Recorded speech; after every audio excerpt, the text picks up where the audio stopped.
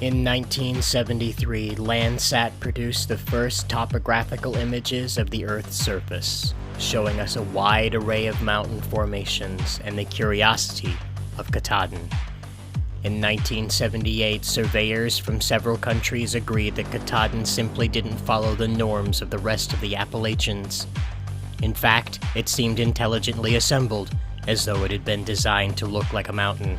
Following several incursions by the Russians, newly elected President Ronald Reagan orders submarine nets to be installed along all ports of the eastern seaboard. In 1989, after the fall of the Berlin Wall, documents related to Katahdin surfaced from abandoned Soviet and Nazi bunkers. Though written in a very complex code, the papers roughly translated to questions about the mountain, the abnormal Geiger counter readings, seemingly all gathered from Nazi and Soviet spies deployed from Germany. In 1992, in the 11th hour of his presidency, George Herbert Walker Bush hastily signs military spending bills directed at continuing counterintelligence efforts against what remained of the Soviet Union. 1994, Australian biologist Ernst Preissner is brought to Maine to study insects around Katahdin, as well as form hypotheses about the evolution of these insects. On July 19, 1994, Dr. Ernst Preissner fails to return to his cabin at the Big Moose Inn, located in Millinocket, Maine. He has not been seen or heard from since. 2001, after being defunded following the disappearance of Dr. Ernst Preissner, the newly formed Department of Homeland Security revives the Katahdin case, dubbing it Katahdin's Shadow. The military presence in Maine is slowly torn down, as well as the nuclear facilities and naval installations. 2001 continued. In November, Dr. Don C. Whiteley, a professor of biochemistry at Harvard, is hired by Homeland Security. His mission is to study Katahdin's biological impact and perform a control group experiment of campers on the mountain for over a month. On December 22nd of November, Dr. Don C. Whiteley is reported missing by the control group. He is never heard from again. 2002, it is decided that the Katahdin Shadow Project will move forward with digging. Parts of the park are shut down, and the public is told that rock slides are to blame. The military offers to help reconstruct the trails. The public is led to believe the army is just another fan club of Katahdin. 2002 continued. June 2002.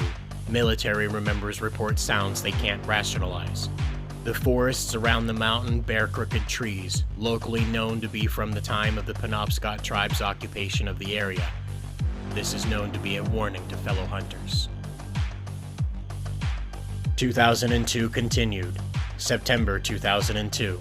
Drilling machines along the base of the mountain encounter a silver mucus substance. The machines are fouled by the mucus, and the diggers instead resort to blasting. Unearthly noises in the forest intensify as blasting commences. The blasting is ineffective. 2003, January 11th. Nitrogen is used to freeze the mucus, allowing it to be cut away by asphalt saws. A cavernous metallic interior is exposed upon the removal of several layers of mucus. Infantry teams report an intense odor and are forced to evacuate and return later wearing environmental protection suits. 2003, January 11th, continued. Experimental LED lighting is brought in, but quickly shorts out. Failure is blamed on untested technology. 2003, January 11th, continued.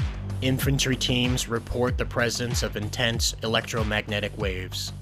2003, January 12th, 3:44 a.m., radio transmission ceases with infantry teams, and gunshots are heard from within the structure.